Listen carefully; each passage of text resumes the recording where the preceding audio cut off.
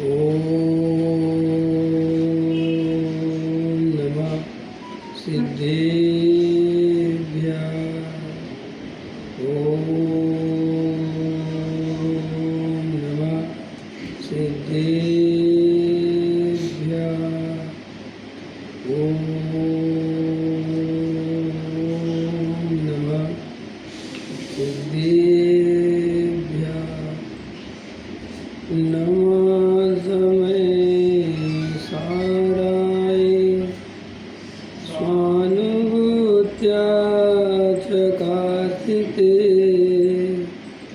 चित्त स्वभावाय भावाय सर्वभावान्तरचिने अनंत धर्मणस्तत्वम् पश्यन्ति प्रत्यगात्मना अनेकान्तमयी मूर्ति नित्यमेव प्रकाशतां वन्दे तु सर्वसिद्धे दोलमचलमणोभवं गतिं पते मोक्षामि समयपाहुड मृणमो सुध केवली मणिदं संताप्य मानस जिनके गुणों के गान में विवर्धमान महान दिन विचरे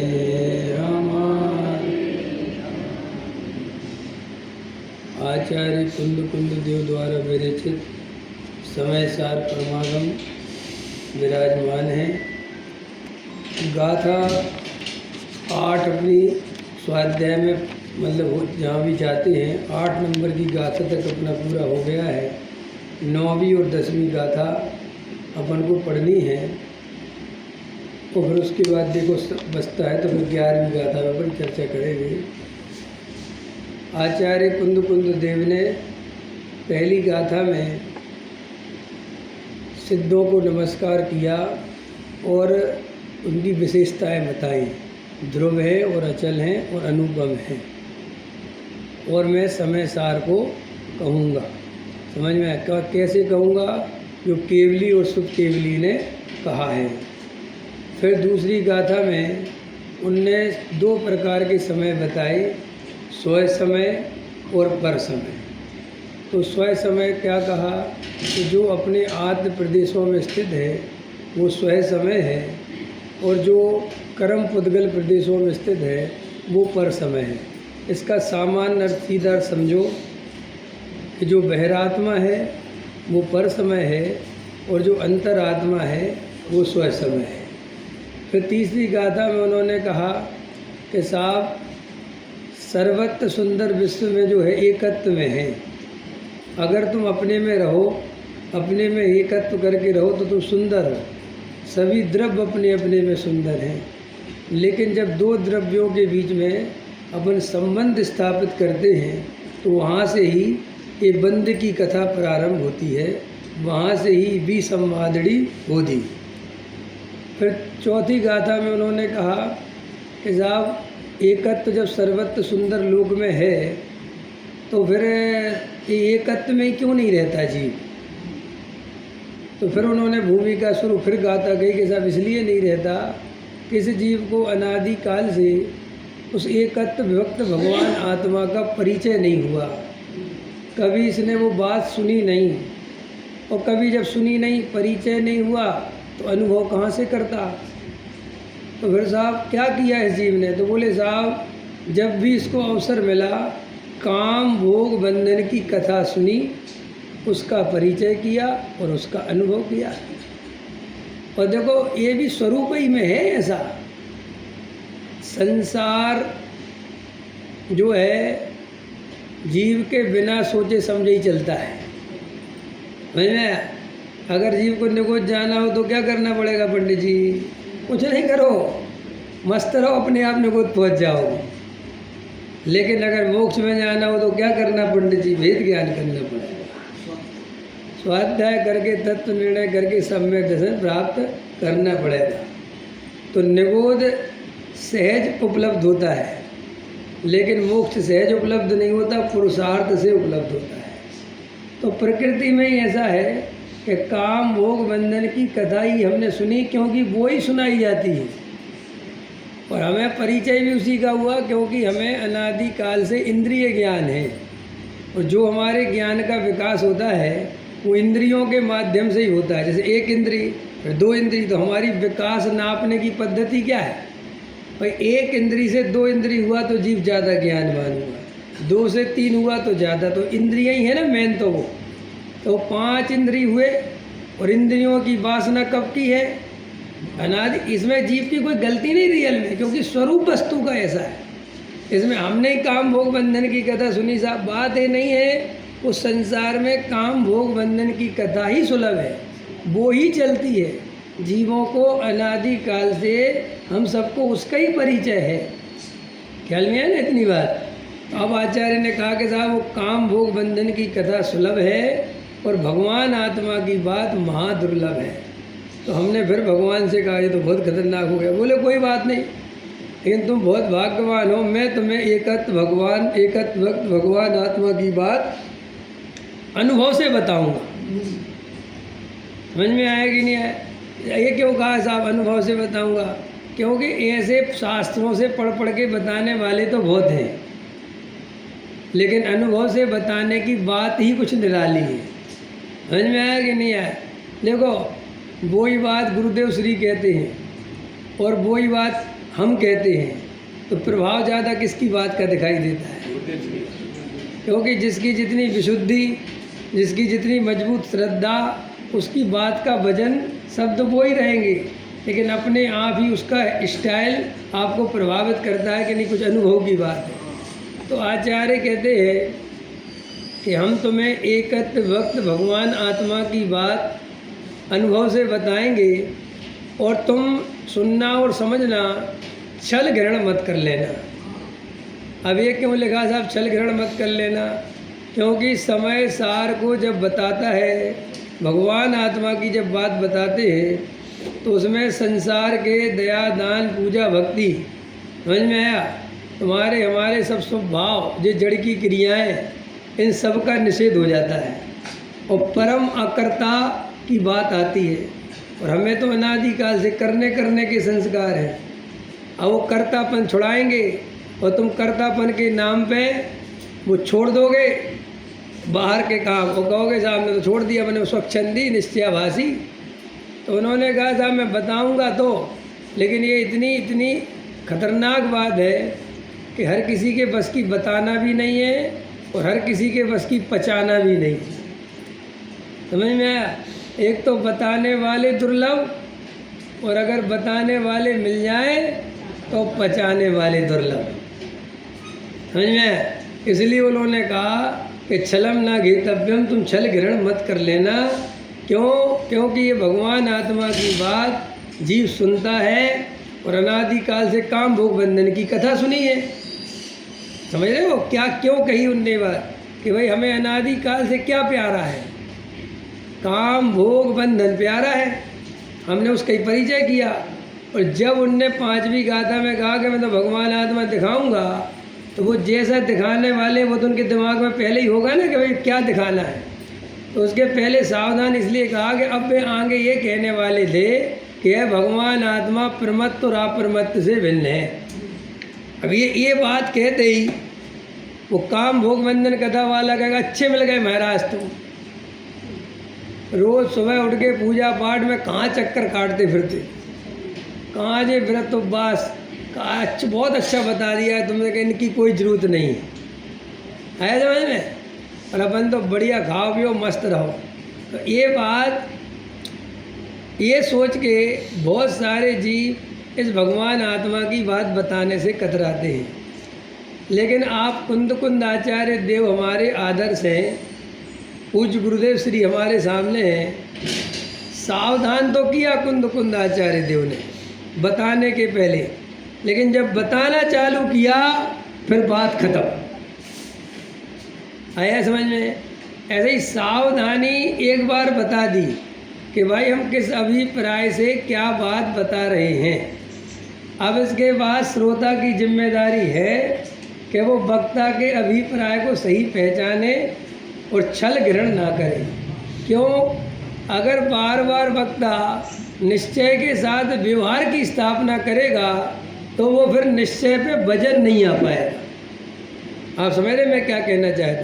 जैसे आचार्य कुंद देव छठवीं गाथा बता रहे कि भगवान आत्मा रवि हो दिया पमत्तो जाड़ गो दूजो भावो, कि भाई भगवान आत्मा न प्रमत्त है न अप्रमत्त है, बस एक ज्ञायक भाव है। एवं बढ़ंती शुद्धम, इस भांति वो शुद्ध है। इस भांति शुद्ध का अर्थ क्या है साहब? कि अगर तुम पर्याय लक्ष्य छोड़ोगे और द्रव्य दृष्टि से देखोगे तो भगवान आत्मा शुद्ध है। अगर पर्याय का लक्ष्य रखेंगे, सुनील भाई साहब, पर्याय का लक्ष्य रखेंगे और द्रव्य शुद्ध है ये कहते रहेंगे तो हमें 3 काल में सम्यक दर्शन की प्राप्ति नहीं होगी। और हमें नहीं हो रही है अगर सम्यक दर्शन की प्राप्ति, तो उसका एकमात्र कारण हमारे स्वाध्याय में कमी, ऐसा नहीं है। हमारे द्रव्य गुण पर्याय समझने में कमी, ऐसा नहीं है। 7 तत्व समझने में कमी है, ऐसा नहीं है। हमें देव शास्त्र गुरु की श्रद्धा में कमी है, ऐसा नहीं है। तो फिर साहब सम्यक दर्शन हमें क्यों नहीं हो रहा है? हमारी क्या गलती है? पर्याय दृष्टि नहीं छूटती, पर्याय का लक्ष्य नहीं छूटता, व्यवहार का पक्ष नहीं छूटता। इतना शुद्धात्मा सुनने के बाद बोलो है अंदर व्यवहार का पक्ष के नहीं? ये मेरे कहने से मत बोलना। जिनको व्यवहार का पक्ष नहीं हो हाथ उठाओ। ऐसा वैसे कौन उठाएगा? तो मतलब है तो फिर उठाओ, किसी में तो उठाना पड़ेगा ना। देखो व्यवहार का पक्ष क्या है? शुभ भाव के प्रति अंदर में ये भाव के करना चाहिए, ये जरूरी है। समझ में आया? ये सब हमारी कमजोरी है, इस व्यवहार का पक्ष है। दया दान पूजा भक्ति वैसा वैसा नहीं है, करना तो चाहिए, जितनी शक्ति है उतनी तो करनी चाहिए। ये सब हमारा व्यवहार का पक्ष है और एक कर्ता कर्म की भूल है। सम्यक दर्शन में क्या, ये सब हमें गहराई से पढ़ना समझना चाहिए तत्व को, क्योंकि ये बहुत गंभीरता का मार्ग है। ये मार्ग में मुझे ऐसा लगता है कि अपन गहराई में थोड़ा कम जाते। किस रूप में? देखो आचार्य क्या कहते हैं कि जो साधु ऐसा मानता है कि मैं ईर्ष्या समिति पूर्वक चलता हूँ और मैं जीवों की रक्षा करता हूँ। क्या मानता है?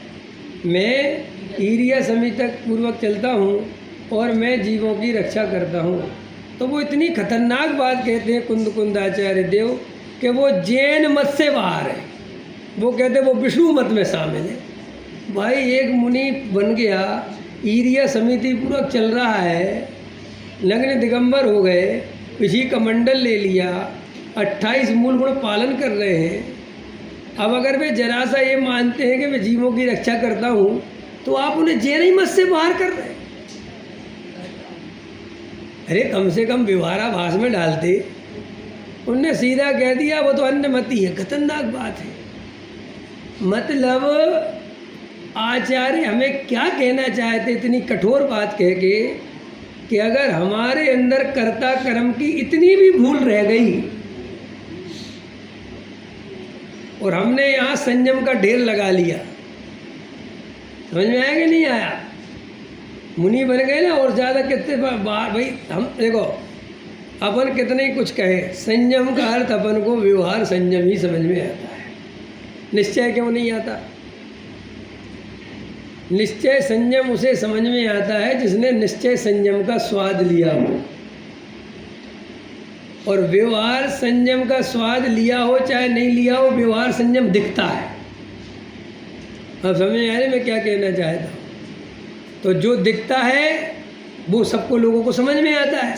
अब मैं निश्चय संयम है इसका आनंद तो अगर मेरे पास है तो मैं ही जानता हूँ, आप कैसे जानोगे? तो वो जो व्यवहार संयम है वो तो ढेर लगा लिया ना उस मुनि ने व्यवहार संयम का, और वो ढेर लगाने के बाद भी अंदर मान्यता में इतना रह गया कि ये ईर्ष्या समिति पूर्वक मैं चलता हूँ और जीवों की रक्षा करता हूँ। तो आचार्य कहते तुम जैन मत से ही बाहर हो गए। ये जैन धर्म, ये असली धर्म ये है।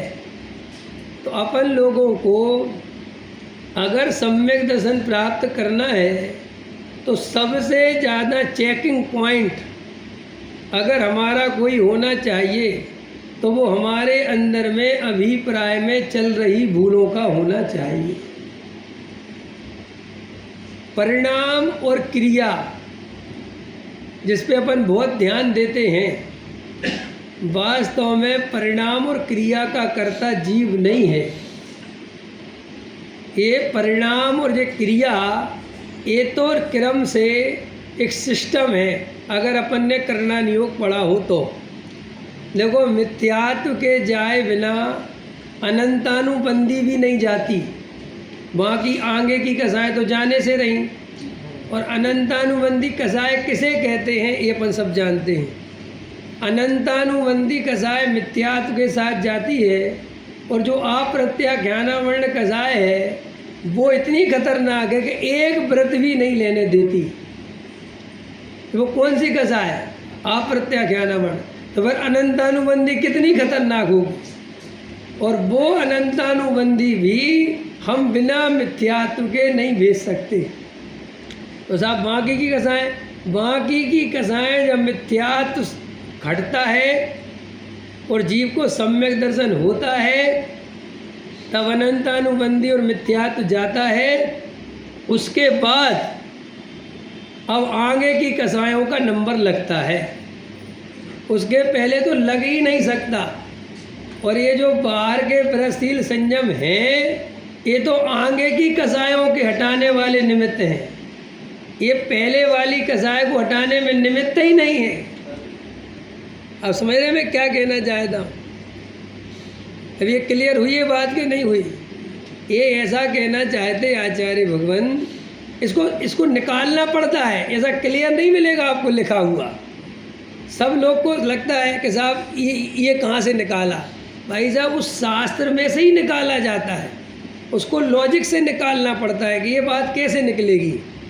तो अनंतानुबंधी और मिथ्यात्व के नाश करने के लिए वृत्ताधिक अंगीकार नहीं करने पड़ते। समझ में आया कि नहीं है? क्योंकि वृत्ताधिक अंगीकार तो आगे की प्रोसेस में है। तो ये मिथ्यात्व के नाश के लिए तो केवल और केवल तत्व विचार, तत्व निर्णय, समझ में आया, और श्रद्धा के दोष, श्रद्धा की भूल, ये निकलना चाहिए। और इसको निकालने के लिए बाहर में कुछ नहीं चाहिए, अंदर में ही जो कुछ करना वो अंदर में करना। समझ में आया कि नहीं है? लेकिन अपन की गलती क्या हो रही है कि अपन वो सम्यक दर्शन के साथ साथ थोड़ी बहुत तैयारी 5वें की भी करने लगते हैं। क्योंकि बनिया है ना अपन, बनिया की बुद्धि जो है वो इस टाइप की काम करती है, उसको वर्तमान से ज़्यादा भविष्य की चिंता रहती है। देख लेना आप अपने आप को चेक कर लेना। आप अजैनों को देखना, वे बच्चों की कभी इतनी चिंता नहीं करते और वे आगे की पीढ़ी की तो कभी करते ही नहीं। मेरी फैक्ट्री में इतने लोग आते, काम करके जाते, कोई 50 साल के भी हैं, कोई 45 के भी हैं, कोई 40। आज तक एक आदमी ने ये नहीं कहा भाई साहब मेरे बेटे का क्या होगा। और हम सब बहुत परेशान हैं इतना होने के बाद, और हमारा बेटा 15 और 16 का नहीं होता कि माँ बाप के माथे सल्ल पड़ जाती है कि ये क्या होगा। और बेटा कितने, तो ये तो अपन को गॉड गिफ्ट है जैनियों को, भविष्य की चिंता करना। और जैनियों के यहाँ लिखा है कि एक पर्याय को भी तुम बदल नहीं सकते। लिखा है सिद्धार्थ के नहीं, क्रमबद्ध पर्याय पढ़ी के नहीं है। जो होना है तो ये परम सत्य है कि नहीं? एक उद्गल परमाणु को भी हम परिणमन नहीं करा सकते, तो सबसे ज़्यादा निर्भर किस समाज को होना चाहिए था?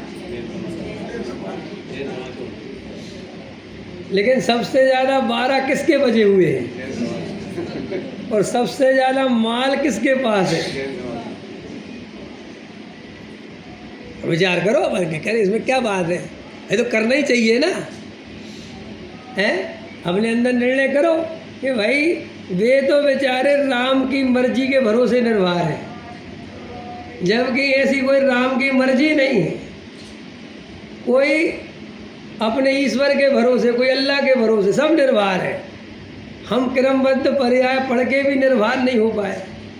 जो परम सत्य है, जो कोई हवाई में नहीं कह दिया कि बस ऐसा ही नहीं, बराबर तर्क से, युक्ति से, आगम से, समझे, लॉजिक से उसको बराबर प्रमाण करके बताया, और जीवन के अनुभव से।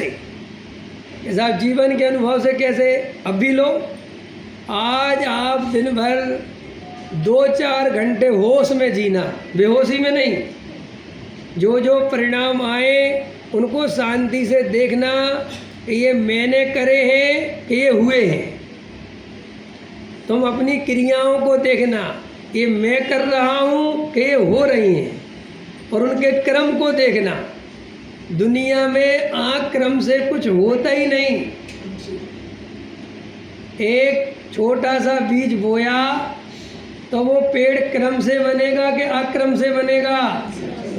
क्या कोई भी पर्याय कभी भी आगे लग जाएगी?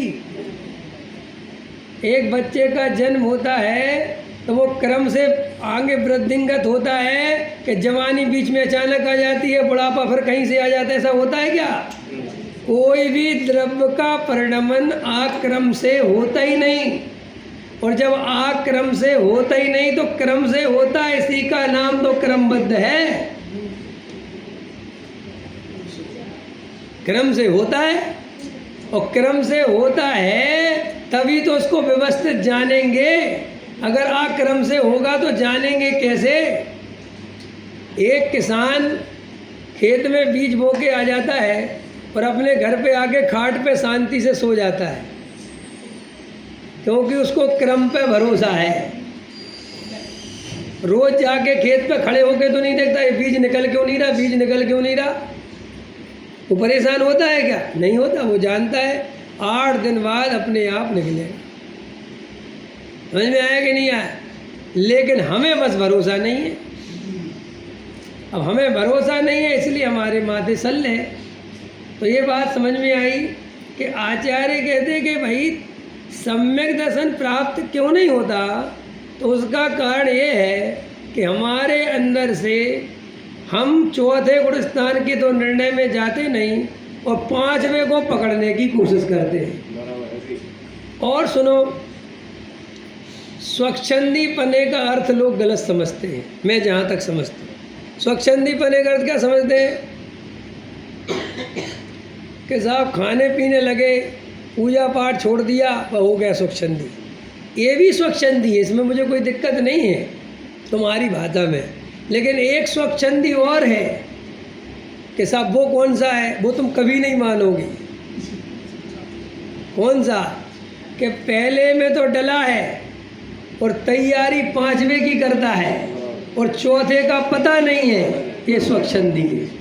कि साहब ये कैसा स्वच्छंदी है कि जे आगम को बढ़े बिना अपने मन से धर्म की कल्पना करके कहीं का ईंट कहीं का रोड़ा भानुमति ने उनवा जोड़ा। कोई नियम कहीं का पकड़ लिया जो अनुकूल पड़ा, कोई नियम कहीं का पकड़ लिया जो अनुकूल पड़ा। ऐसे जैन धर्म में नियम है ही नहीं। अच्छा एक बात बताओ, ऐसा हो सकता है कि मैं पहली प्रतिमा और दूसरी प्रतिमा का, तीसरी प्रतिमा का तो पालन करूं नहीं, और केवल ब्रह्मचारी प्रतिमा का पालन करूं? ऐसा हो सकता है? बताओ आप लोग। तो ऐसा अपन करते हैं कि नहीं? तो वे जो ऐसा करते हैं वे ब्रह्मचारी स्वच्छंदी हैं कि नहीं? अगर वे अपने को ब्रह्मचारी मानते हैं तो अब आप कहोगे साहब वो तो निर्वृत्ति है, वे मानते ही नहीं।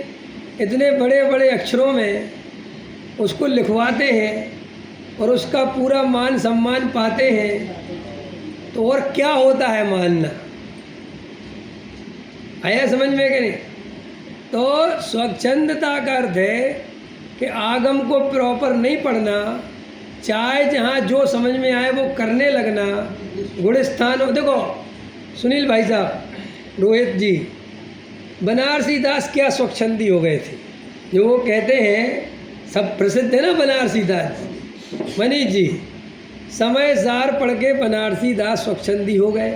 तो पता जब हमने पहली बार सुनी तो हमने सोचा बनारसी दास जी खाने पीने लग गए होंगे, मंदिर मंदिर सब छोड़ छाड़ दिए। भाई अपन के दिमाग में तो यही लगता है स्वच्छंदी माने, क्योंकि वो इतना संस्कार गहरा कर दिया है कि हम स्वच्छंदी के बारे में कुछ और सोच ही नहीं सकते।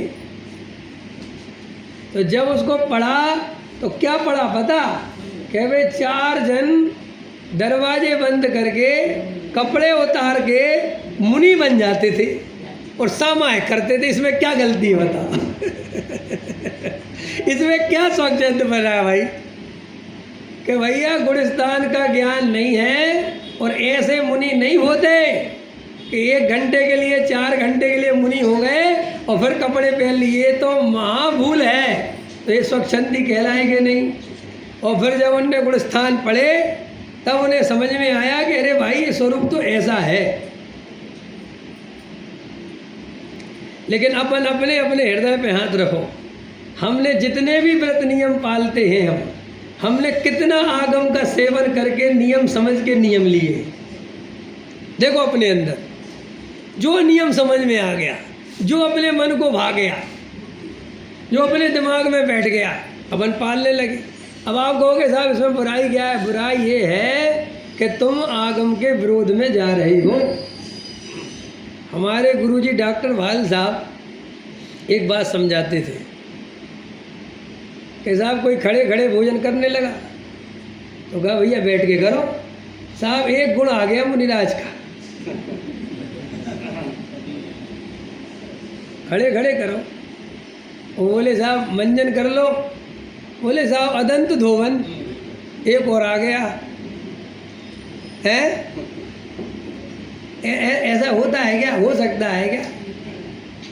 ऐसे ही हम लोगों को भी क्रम से वस्तु स्वरूप समझकर ही वृत्ताधिक पालने चाहिए। ये जो आज हमारे वृत्ताधिक का मजाक बनता है, आज जो हमारे आचरण की हंसी उड़ती है, उसका कारण ये है कि हमारे वृत्ताधिक निर्दोष नहीं है, संयम सहित नहीं है और उस भूमिका के योग्य नहीं है। और वे भूमिका के योग्य नहीं होने से वो अंदर में कसाय दबी रहती है। अब कसाय दबी रहती है तो वो हमारा आचरण सब जगह एक सा नहीं होता, फिर वो हमारी परिस्थिति के हिसाब से बदल भी जाता है। करते कि नहीं करते? कि साहब नियम ले लिया अष्टमी चतुर्दशी को हरी नहीं लेंगे। अब ये नियम का मतलब क्या है ये पता है किसी को? कि भाई ये नियम कहाँ लेना चाहिए, इसका क्या मतलब है? पढ़ना चाहिए लेकिन कोई नहीं पढ़ता, क्योंकि सबको बहुत आसान लगता है भाई एक ही दिन तो नहीं खाना, 4 ही दिन तो आएंगे महीने में, तो नहीं खाएंगे तो कौन सी आफत आ जाए? बात आफत और नहीं आफत की है ही नहीं। हमारे जैन धर्म में क्या आफत आ जाएगी और क्या आफत नहीं आ जाएगी, इसके लिए थोड़ी नियम है। अंदर में जब इतना आनंद बढ़ने लगे, इतना अंदर में आत्मा के प्रति सामायिक जगने लगे कि स्वयं खाने पीने का रस कमज़ोर पड़ जाए और अष्टमी में आराधना करने का भाव विशेष रहे, दिन भर ही मंदिर में स्वाध्याय में बिताने का भाव जगने लगे, वे जीव अष्टमी का पालन कर सकते हैं। और जिनके 4-4 फोन बज रहे हैं, जिनको काम धंधे के लिए भागना है और वे अष्टमी पालते हैं, तो वे उस व्रत का अनादर करते हैं कि नहीं साहब हमने क्या गलत किया? गलत किया ना आपने क्रम का भंग किया। अब आपके सामने कोई पढ़ेगा अजैन पढ़ेगा तो देखो अप्रभावना कैसी होगी। तुम उसके सामने बड़ा नाटक करोगे, वो कहेगा केला खा लो यार, नहीं आज अष्टमी है, आज केला नहीं खाए। तो ठीक है भाई साहब, बहुत अच्छी बात है। और लेकिन उसी में तुम व्यापार में कह रहे ब्याज पूरा लूँगा 6%, चाहे कुछ हो जाए। तो वो क्या है दिमाग बनाएगा तुम्हारे बारे में। ये बड़ा अच्छा धर्म है इनका, समझ में आएगा कि भाई तो साहब इसलिए बताया उनने कि जब तुम्हारे व्यापार आदि के ऐसे संस्कार छूट जाए और जब तुम्हारे अंदर वीतराग भाव की वृद्धि हो जाए और तुम 5वें गुणस्थान में पहुंच जाओ, तब जाके ये व्रताधिक अंगीकार करना, वरना तुम इनकी हमेशा अप्रभावना कराओगे। होती है कि नहीं होती है? ये समझना क्रम है, ये सब वस्तु का स्वरूप समझना चाहिए न। सब अक्रम से चलता है। ये मैं क्यों बोल रहा हूँ? मैं ये बोल रहा हूँ कि हमें सम्यक दर्शन क्यों नहीं हो रहा है। मैं व्रतों की बुराई नहीं कर रहा, मैं तो कारण बता रहा हूँ कि हमारी जीवेशना कहाँ अटकी पड़ी हुई है, हमारा जीवन कहाँ जा रहा है। अब दूसरी प्रॉब्लम क्या है कि हम जब बिना सोचे समझे, बिना गुणस्थान प्रमाण, बिना उसके नियम व्रत लेते हैं तो उसमें धर्म बुद्धि हुए बिना नहीं रहती। ये और एक बीमारी है, क्योंकि वो कहीं ना कुछ उसके प्रति, क्योंकि मिथ्यात्व तो है उसके, वो तो गया नहीं, तो वो मिथ्यात्व उपादेय बुद्धि करे बिना तो रहता नहीं, तो वो गारंटी से उपादेय बुद्धि होती है। फिर साहब उसका रिजल्ट क्या है कि फिर वो प्रवचन में जब वहाँ उसका निषेध करा जाता है तो उसको तकलीफ होती है कि ये पंडित जी ठीक नहीं है, ये पंडित जी ठीक नहीं है। तो फिर तुम्हें नकली पंडित भी मिल जाते हैं, क्योंकि फिर वो भी समझ जाते हैं कि अपन को जनता को खुश रखना है, कोई बुरा ना मान जाए। देखो जो ये बुरा मानने की चिंता करता है वो सत्य नहीं सुना सकता, क्योंकि सत्य के साथ एक प्रॉब्लम तो सदा है कि सत्य जो भी सुनाएगा गारंटी से लोगों को बुरा लगेगा, क्योंकि सत्य इतना मीठा नहीं है कि सबको पच जाए, क्योंकि सबकी अपनी अपनी कसा है।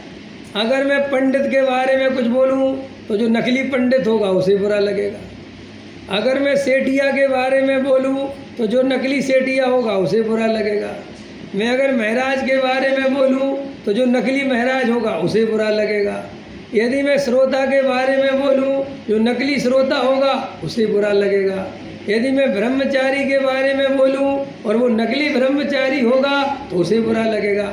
अब ऐसा अगर मैं सोचता रहूँगा तो मैं बोलूँगा क्या?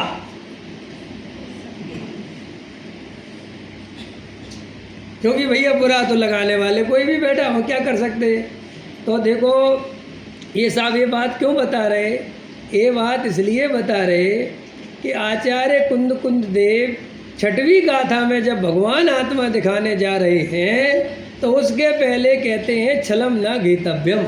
मैं इसका अर्थ कर रहा हूँ कि हम किस किस तरह से छल ग्रहण करते हैं, लेकिन हमें वो जो निश्चय वाला स्वच्छंद है वो ही छल ग्रहण लगता है, वो व्यवहाराभास वाला हमें छल ग्रहण नहीं लगता। अच्छा मेरा प्रश्न है, जो 3 प्रकार के मिथ्या दृष्टि टोडामल जी ने बताए, सबने पढ़े हैं, बताओ उनमें से कौन सा मिथ्या दृष्टि अच्छा है? हृदय पे हाथ रख के बताओ पंडित जी, बोलो पंडित जी, धवल जी, 3 मिथ्या दृष्टियों में से कौन सा अच्छा है? चलो 10 में से अपन को नंबर देने हैं, वो व्यभासी वो कितने दोगे? कैसा वो व्यभासी बहुत बढ़िया आदमी है। क्यों बढ़िया क्यों है कि निश्चय का भी विरोधी नहीं है और व्यवहार का भी विरोधी नहीं है। इस आदमी को तो 10 में से 9 नंबर दो। वो इतनी सी बात है कि थोड़ा मिथ्या दृष्टि है। मिथ्या दृष्टि थोड़ा और कम होता है क्या? लेकिन समाज के काम का सबसे ज़्यादा कोई आदमी है तो व्यभासी है। इन 3 में से अगर समाज सबसे ज़्यादा सम्मान देगी तो गारंटी है वो व्यावासी को देगी। और फिर दूसरे नंबर पे अगर सम्मान देगी तो व्यवहारावासी को देगी और निश्चयावासी को सीधा नरक भेजेगी। अब मैं तुम्हें खतरनाक बात बताता हूँ, इसमें से सबसे ज़्यादा करीब अगर कोई है सम्यक दर्शन पाने के तो वो निश्चयावासी है। क्यों साहब? निश्चयावासी के पास सम्यक दर्शन का जो विषय है वो उसके पास है, उनके पास वो विषय ही नहीं है। समझ में आया कि नहीं आया? इसे जरा सी चपट लगेगी और एक कुलाट खा जाएगा, क्योंकि माल तो पूरा है ही। इसकी तो थोड़ी रसों इंद्रियों में वो रस देना समय वो थोड़ा प्रमाद है जो भी, पर इतना ही समझाना। लेकिन वो जो व्यवहाराभासी और वो व्याभासी है, और व्यवहाराभासी से भी खतरनाक वो व्याभासी, समझ में आया? उसकी गुलाट खाना बहुत मुश्किल है, क्योंकि वो किसी भी कीमत पर अपने को धार्मिक मानता ही नहीं है। उसी का चल रहा है, उसी का चल नहीं रहा, अनादि काल से चलेगा और भविष्य में भी चलेगा। तीनों काल में सबसे ज़्यादा धार्मिक आदमी उभयाभासी ही रहेगा। और ये तो गुरुदेव श्री आ गए तो उभयाभास खड़ा भी हो गया। ना गुरुदेव श्री नहीं आते तो ना उभयाभास खड़ा होना था, ना निश्चयाभास खड़ा होना था, केवल व्यवहाराभास ही रहना था। टोलमल जी के तीनों व्यवहाराभासियों को अगर खड़ा किया है तो गुरुदेव ने किया है। अब टोलमल जी तो 300 वर्ष पहले लग गए, समझ में आया? क्योंकि बहुत महाविद्वान थे, लेकिन गुरुदेव श्री ने उसको प्रेजेंट किया कि ऐसे होंगे। समझ में आया कि नहीं आया? तो ये अपन जो अपने को चतुर समझते हैं, बाहर में दया दान पूजा भक्ति ज़्यादा करके कि हम थोड़े ज़्यादा धार्मिक, बाप को पता नहीं है यही चतुराई सम्यक दर्शन में बाधा देती है। समझ में आया? चलो अपन 5वीं गाथा चल गए। अब उन्होंने 6वीं गाथा में एकत्व भक्त भगवान आत्मा दिखाया। तो क्या दिखाया, क्या बताया, समझना। सबसे बड़े आचार्य दिगंबर परंपरा के, जिनका इतिहास सब जगह बड़े रूप में, जिनकी प्रतिमाओं पर जिनका नाम है, ऐसे आचार्य कुंद देव समय सार दिखाने के लिए 4-5 गाथाएं लिखते हुए कहते हैं कि भगवान आत्मा की बात सुनना बहुत दुर्लभ है और मैं तुम्हें एकत्व भक्त भगवान आत्मा दिखलाऊंगा। तो बड़ी भूमिका हुई और दिखलाने में क्या दिखलाया? 2 लाइन में दिखला दिया। क्या बताया कि वो भगवान आत्मा ना तो प्रमत्व है और ना अप्रमत्व है, वो तो बस एक ज्ञायक भाव है। बोले बस ये भगवान आत्मा है। और मज़ेदार बात है, दुनिया की कोई भी चीज़ उठा लो, वो आपको देखने में कठिन हो सकती है, मिलना मुश्किल हो सकती है, लेकिन 6वीं गाथा में जो आचार्य कुंद देव ने भगवान आत्मा का स्वरूप बताया, वो आवाल गोपाल किसी को भी दिखाई दे सकता है अगर वो देखना चाहे तो। कि क्यों? उन्होंने इतनी बढ़िया बात कही कि देख भाई, तेरे अंदर जो ये शुभ और अशुभ परिणाम चलते हैं, अपने अंदर तो 2 ही चलते हैं, शुद्ध परिणाम तो भी है नहीं, कौन से चल रहे हैं? तो उन्होंने कहा कि ये शुभ और अशुभ परिणाम ये तेरा स्वरूप नहीं है, ये भगवान आत्मा नहीं है, ये त्रिकाली ध्रुव नहीं है। समझ में आया? कितनी सरल बात है। और ये शरीर आदि तो अपन है ही नहीं, ये तो बहुत मोटा भेद ज्ञान है। लेकिन उन्होंने सूक्ष्म भेद ज्ञान की चर्चा करी कि भाई जो तेरे अंदर परिणाम चलते हैं, शुभ भाव और अशुभ भाव, इन दोनों परिणामों से वह भगवान आत्मा सदा काल भिन्न है, क्योंकि वो प्रमत्त और अप्रमत्त कभी होता ही नहीं। तो एक तो उनने प्रमत्त कह के ये शुभ अशुभ भाव से हमारी दृष्टि हटाई, फिर आ गया सब अप्रमत्त। तो अप्रमत्त तो 7वें गुण स्थान वाला है, वो तो हमारे पास है ही नहीं, तो उससे दृष्टि क्या हटानी, उसमें अपन कैसे लगाएंगे? लगाओगे कोई? लगाओगी बेटा? बताओ। 7वें गुण स्थान वाला है तुम्हारे पास माल।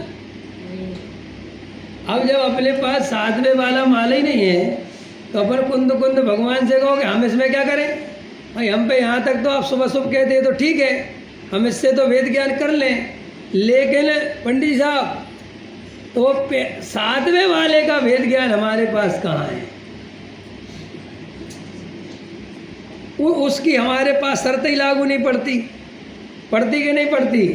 तो अपन के लिए तो णवी होती पमत्तो, णपमत्तो प्रणपमत्तो वाली होगी, अपमत्तो वाली नहीं होगी, क्योंकि अपरमत्त तो अपने पास है ही नहीं। बताओ बताओ बताओ। बहुत मार के की बात बताऊंगा मैं ये प्रश्न तभी उठा, आपकी परीक्षा नहीं करनी मुझे, आपके अंदर तो मुझे जिज्ञासा जगानी है कि वो जिज्ञासा जगे कि यार ये बात तो सही है भाई, जब है ही नहीं शुद्ध भाव तो वेद ज्ञान क्या करना। आखिर क्यों उनने ये बात कही? क्योंकि लिखा तो उनने अज्ञानी के लिए है ना, समय सा अप्रतिबुद्ध के लिए लिखा ना पंडित साहब। तो अप्रतिबुद्ध के पास शुद्ध भाव कहाँ है?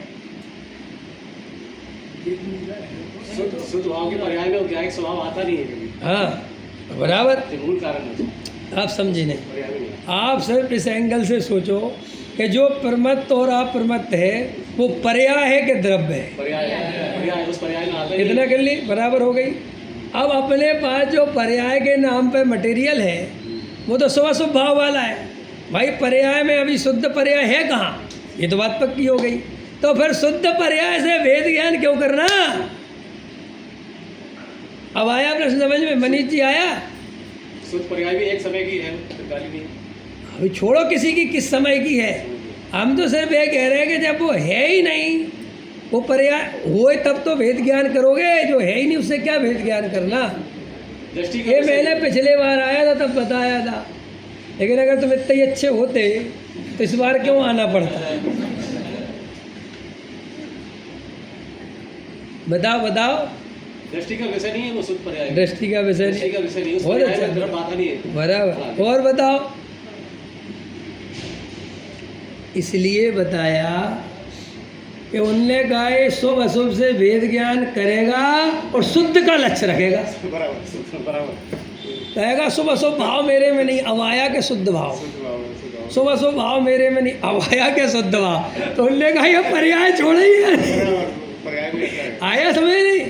वो आचार्य हमें जो है उससे भी वेद ज्ञान करा रहे हैं, और जो होने के बाद होगा उससे भी वेद ज्ञान पहले ही करा रहे हैं कि अगर तूने शुभ अशुभ भाव से वेद ज्ञान कर भी लिया और शुद्ध पर्याय आएगी, इसलिए मुझे वेद ज्ञान करना है, ये लालच रखा तो वो शुद्ध पर्याय कभी नहीं आएगी। बोलो, हम सब परिपूर्ण भगवान आत्मा है कि नहीं? अपने में कोई कमी है? अपन बने बनाए भगवान है, अरे हाँ के ना? फिर भी रात और दिन इस भगवान होने का कितना आनंद है, और पर्याय में शुद्ध पर्याय आ जाए इसकी कितनी चिंता है।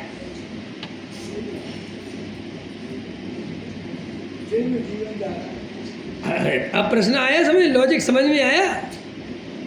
शुद्ध पर्याय की चिंता। हमने ये सुना तो कि हम परिपूर्ण भगवान हैं, हम में कोई कमी नहीं है, लेकिन हमने कभी भी इसे अंदर से स्वीकार नहीं किया।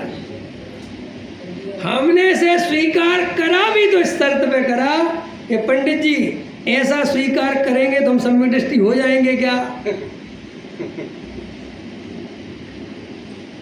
है? हाँ हो जाओगे तो ठीक है, कर ले रहे, बताओ क्या करना है, क्या करना है, हो गया सब। वो रस कहाँ है? पर्याय में मैं भगवान आत्मा हूँ, संवेदन हो तो हो, नहीं मुझे कोई लेना है, ऐसा अंदर में वो भाव कहाँ आया? बराबर और आया भी तो बिना द्रव्य दृष्टि के आया, बराबर पंडित जी के भरोसे आया। ऐसे भी कई वीरचंद होते हैं, समझ में आया कि नहीं आया? कि आ गया साहब उनको सब, पंडित जी बिल्कुल ठीक, आज से मोक्ष की चिंता खत्म, कल से बिल्कुल आप बिल्कुल सही कह रहे हैं, कोई चिंता करने से होता ही नहीं। हम तो फालतू, हमारा 9 बजे दुकान खोलने का टाइम होता है और तुम्हारे चक्कर हम खोल रहे थे। बहुत अच्छा बता दिया। क्या बता दिया? तू ऐसे पंडित के भरोसे रहेगा तो सीधा नरक पहुंचेगा। गुरुदेव श्री से कहा किसी ने कि साहब, अगर तीर्थंकर परमात्मा ने, सर्वज्ञ देव ने हमारे अनंत भाव देखे होंगे तो फिर होंगे, हम क्या कर लेंगे? तो हम तुम क्या जवाब देते इसका? हृदय पे हाथ रख के 100% हमारे दिमाग में तो भाई बात तो सही है, अगर तुम्हारे देखे होंगे तो भैया तो होंगे ही। लेकिन गुरुदेव ने ये जवाब नहीं दिया। गुरुदेव श्री ने कहा तुझे ऐसी पक्की श्रद्धा हो गई सर्वज्ञ की श्रद्धा कि हाँ साहब, तो ऐसी श्रद्धा वालों के कभी अनंत भाव नहीं होते। आया समझ में? गुरुदेव श्री को आप पढ़ो, समझो। उन्होंने कहा द्रव्य की दृष्टि के बिना एक भी सिद्धांत का श्रद्धांत सच्चा नहीं हो सकता।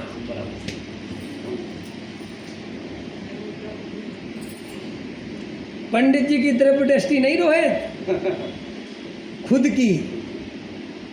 और हमारा धर्म तो पंडितों के भरोसे चल रहा है, किसी का धर्म महाराजों के भरोसे चल रहा है, किसी का धर्म शास्त्रों के भरोसे लेकर चल रहा है। आज्ञा विजय नाम का धर्म ध्यान। हम तो जी शास्त्रों की मानते हैं। शास्त्रों की बात मानने से मोक्ष नहीं होता, शास्त्रों में पढ़कर वैसा ही अनुभव में आ जाए तो मोक्ष होता है। उधार लेकर व्यापार करते है, उधार लेकर व्यापार करता है। समझ में आया? तो डूबेगा भाई साहब। उधार की विद्या कम से कम धर्म में तो काम नहीं आती, लोक में उधार की विद्या ही काम आती है। आपको पता है बात पंडित साहब? दुनिया की जितनी भी विद्याएं वे सब उधार की हैं। ये कैसे? आप कॉलेज में गए, MBBS किया, तो उसने जितने सूत्र जितने आपको बनाए वो आपने रट लिए, याद कर लिया, आप डॉक्टर बन गए, आपको डिग्री, उसमें आपका अनुभव कुछ नहीं है, आप ऐसे इंजीनियर बन गए। अनुभव तो बाद में जब वो पुल बनाएगा और जब वो डॉक्टर का इलाज करेगा तब थोड़ा थोड़ा अनुभव चालू होगा। ऐसे ही जयपुर में भी शास्त्री की डिग्री मिल जाती है, लेकिन तुम उससे सम्यक दृष्टि नहीं हो सकते। तुम्हें समाज सम्मान देगी कि बहुत अच्छा आप शास्त्री कर रहे हैं, बहुत बढ़िया, लेकिन आप अगर उसको सम्यक दर्शन का प्रमाण पत्र मानते तो भ्रम है। सम्यक दर्शन तो आपको स्वयं उस आत्मा के अनुभव से ही होगा। ये तो उधार की विद्या है। हम वहाँ गए जयपुर में, हमने पढ़े सबरे ग्रंथ, रट लिए, हमें गोष्ठियों में बोलना सिखाया, प्रवचनों में कहा ऐसे करा करो, ऐसे करा करो, हमारी कमियां बताई, तो हम कुछ दिन बाद पारंगत हो गए, एकदम सेट हो गए। फिर धीरे धीरे हम समाज में जाने लगे, समाज में प्रवचन करने लगे, और प्रवचन करना हमने जैसा सीखा था वो भाषा शैली की बात है तो कुछ अच्छी हो गई, क्योंकि किसी भी चीज़ में अभ्यास करो तो ये तो ऐसा होता है। अब आपको हम पंडित विद्वान लगने लगे और हम भी अपने आप को पंडित विद्वान लगने लगे। हो गया सम्यक सर। टोडामल जी साहब ने तो इतना खतरनाक लिखा है कि मिथ्या दृष्टि के प्रवचन सुन के कोई सम्यक दृष्टि हो जाए। समझ में आया कि क्यों? कि आगम पढ़ के आया है, सुनाएगा बराबर, और आगम के निर्णय से सम्यक दर्शन तो हो ही सकता है, उसमें बीच में लेने देने वाले का क्या मतलब है? तो भाई साहब ये मामला अनुभव का है। हमने आपसे कहा कि तुम परिपूर्ण के आया को, तुमने कहा ठीक है, लेकिन ना ना ऐसे नहीं है, यहाँ अंदर में 9 कर्म से भिन्न, द्रव्य कर्म से भिन्न, भाव कर्म से भिन्न जो अंदर ज्ञायक भाव है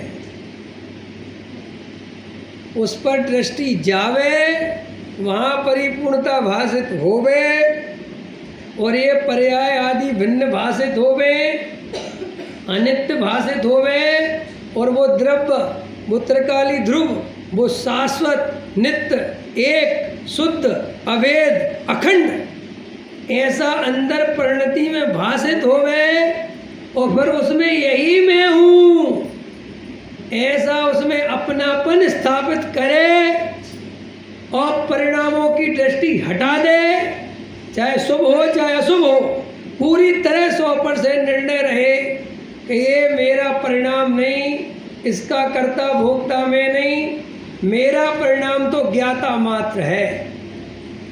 ऐसी दृष्टि अनुभव से आवे तब जीव द्रव्य दृष्टि वाला हुआ, ये कहने में आता है।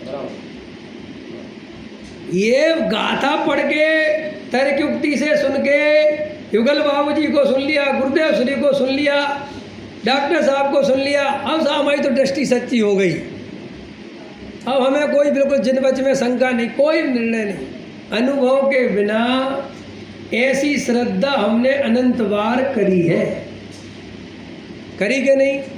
अरे करी के नहीं करी?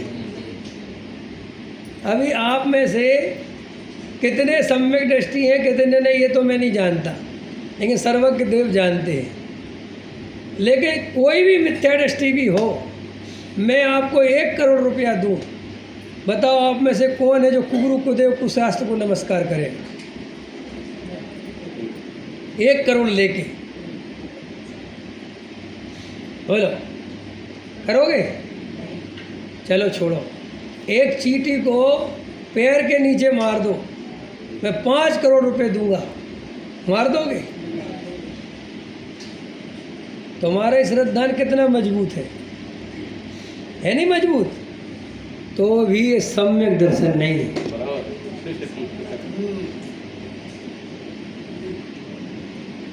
और हम तो इसी श्रद्धान पे रीझे जा रहे हैं, हम तो इसी में प्रसन्न हैं। पंडित जी हम 5 करोड़ में भी नहीं बिकेंगे। अरे भाई साहब, हम ऐसे श्रद्धानी बने, ऐसे आगम पाठी बने, ऐसे चरणानियोग पालने वाले बने कि हम पे उपसर्ग करने वाले मर गए उपसर्ग कर करके, लेकिन हमने उनका विरोध नहीं किया, हमने क्रोध नहीं किया। तो पे निज आत्म ज्ञान बिना, लेकिन आत्मा के ज्ञान के बिना हम संसार के संसार में ही रह गए। अब ये समय ऐसा है कि यहाँ पर ये अनुभव की बात है, ये देखा देखी की बात नहीं, पढ़ा पढ़ी की बात नहीं, लिखा लिखी की बात नहीं, ये तो अनुभव से प्रमाणित करने की बात है। हम सब अनुभव से प्रमाणित करने की ओर बढ़ना है। भगवान आत्मा शुद्ध है, भगवान आत्मा परिपूर्ण है, ये बात जब तक हमारे अंदर लक्ष्य में ना आ जाए, हमारी दृष्टि में ना आ जाए, तब तक हमारे ये बोलने का, कहने का भाव हमें सम्यक दर्शन नहीं ला सकता। पर्याय का लक्ष्य छोड़ना ही पड़ेगा।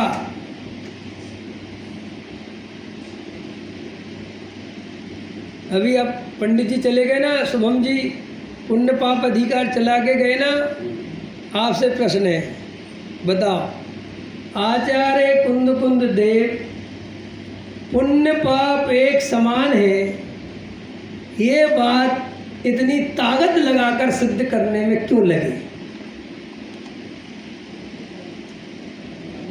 कुछ तो ऐसा तो नहीं है कि ऐसे ही कर दिया होगा उनने।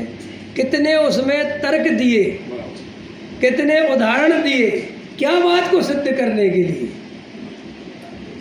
कि ये पुण्य और पाप एक समान है। क्यों बताओ, आप लोग बताओ।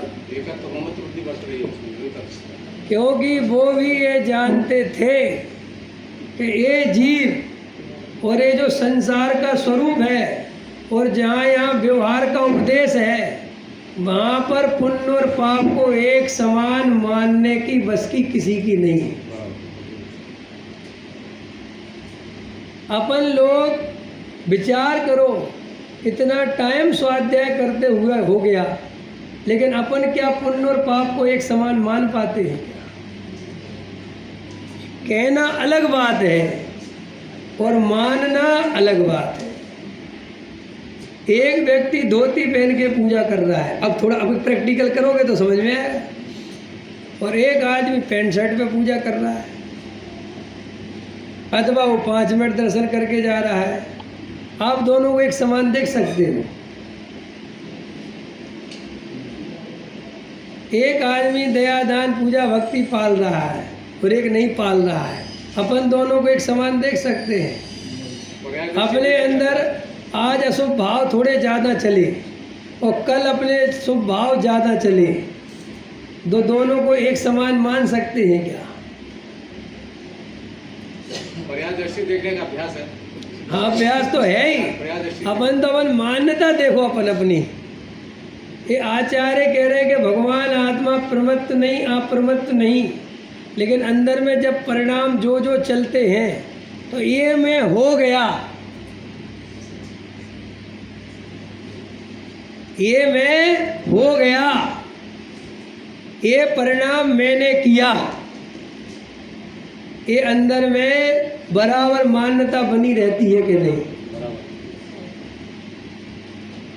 ये वेद ज्ञान की बात सुनने के बाद बता रहा हूँ मैं। जिन जीवों के बेचारे वेद ज्ञान की बातें ही काने नहीं पड़ी, उनके तो भाग्य में ये बातें नहीं, उनका क्या करें बेचारों का। हम सब अपना अंदर बताओ, अभी अपने अंदर जो परिणाम चल रहे हैं, किसी के दुकान जाने के चल रहे होंगे, किसी के प्रवचन जल्दी ख़त्म हो जाए, पंडित जी ज़्यादा लंबा हो गया, हमें रोटी बनानी, जो भी जिसका, किसी को ड्यूटी जाना, ये सब परिणाम मैं नहीं हूँ, ये सब मेरा स्वरूप नहीं है।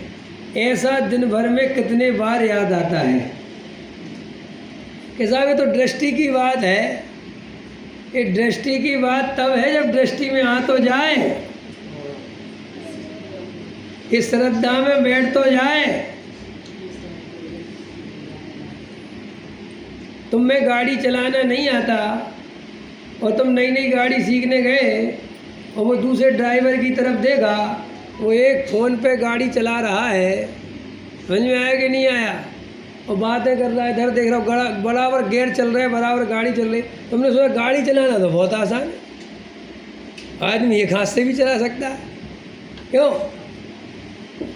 और तुम्हें गाड़ी की उस पर बैठा दिया ड्राइविंग सीट पे, और तुमने एक हाथ से चालू किया, और क्या होगा तुम्हारा?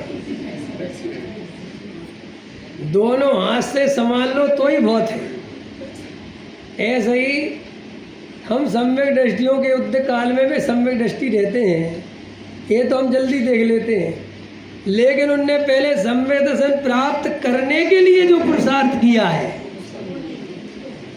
वो हमारी नजर नहीं आती। भाई साहब, जिन महापुरुषों का जीवन अपन पढ़ते हैं, उनने सम्यक दर्शन प्राप्त करने के लिए पहले भाव में बहुत मेहनत करी है।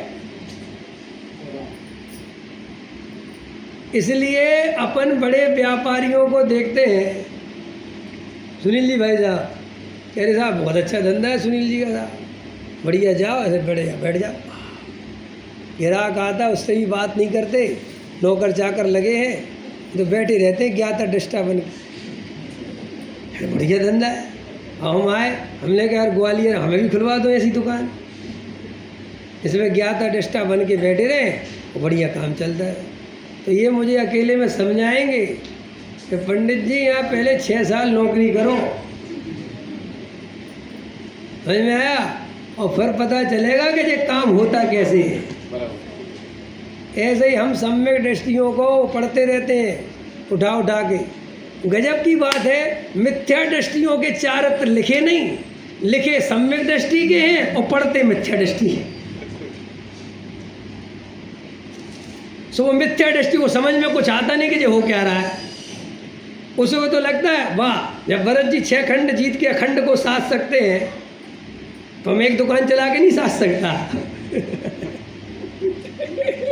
अरे भाई कुछ खबर वबर नहीं है तुझे, वे कहाँ से चले, कब उनने क्या काम किया, वो पूरा बहुत बड़ा, तब समझ में आएगा कि वो धर्म क्या चीज़ है। ये बहुत समझने की बात है सब। देखो भाई, सम्यक दर्शन अगर नहीं है, अपन मिथ्या दृष्टि है, तो सम्यक दर्शन प्राप्त करने के लिए बहुत गंभीर होने की आवश्यकता है, एकांत में समय बिताने की आवश्यकता है, भीड़ से रस तोड़ने की आवश्यकता है। समझ में आया? परिग्रह से रस तोड़ने क्यों, अभी क्यों भैया, पहले ये ले लो, फिर बाद में देखेंगे अपन। लोक में भी यही व्यवस्था है।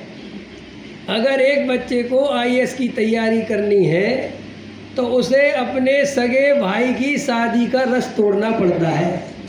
बोलो पंडित जी, गलत कह रहे हैं?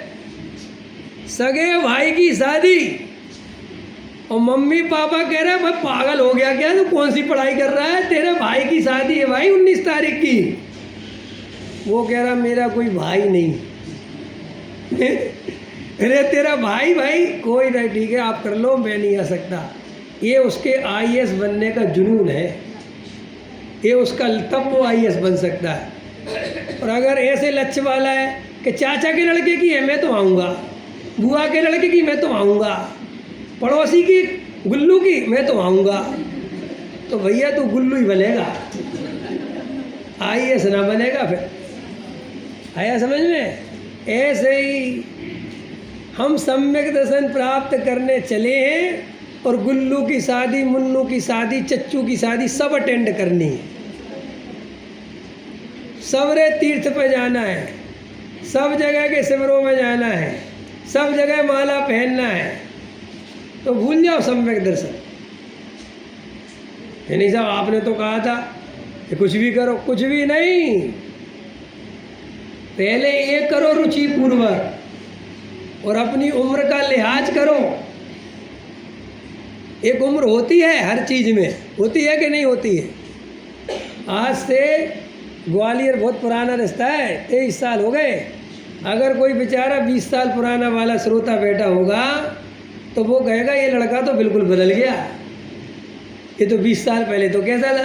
अरे भाई साहब, ये सब परिवर्तन अपने आप आते हैं, इनमें कोई दम बम थोड़ा ही है इन बातों में। हाँ ये तो क्या है, उम्र है, बड़े होंगे, बूढ़े हो गए तो धीरे धीरे से ही होया है, लेकिन इसमें कोई धर्म वरम का काम नहीं है। भाई साहब, अगर सम्मेलन प्राप्त करना है तो चुपचाप होना पड़ेगा, भीड़ का रस तोड़ना पड़ेगा, मान सम्मान की चाय तोड़नी पड़ेगी, तब जाके ये कार्य सध सकता है। हाँ, ये कार्य सध जाए, एक बार तुम सम्यक दृष्टि हो जाओ, फिर हमसे आचार्य कुंद कुंदेव कहते हैं वेद अगर विष भक्षण भी करे, अरुचि से मद्यपान भी करे, तो फिर नशा होने वाला। ऐसे ही सम्यक दर्शन प्राप्त करने के लिए समाज का मोह है, परंपरा का मोह है, पंथ संप्रदाय का मोह है, पैसे का मोह है, संयोगों का मोह है, अंदर से तोड़ना ही पड़ता है। उसके प्रति अरुचि चाहिए, बाहर में नहीं। न पत्नी से कहने लगो आज से तू मेरे से भिन्न है, वो बाहर में नहीं दिखाना। ऐसा बाहर से दिखा दे तो क्या चक्कर है? ये चक्कर है कि तुम बाहर से अगर भिन्न कर दोगे तो फिर अंदर का काम भी नहीं कर पाओगे, क्योंकि इतनी शक्ति है नहीं।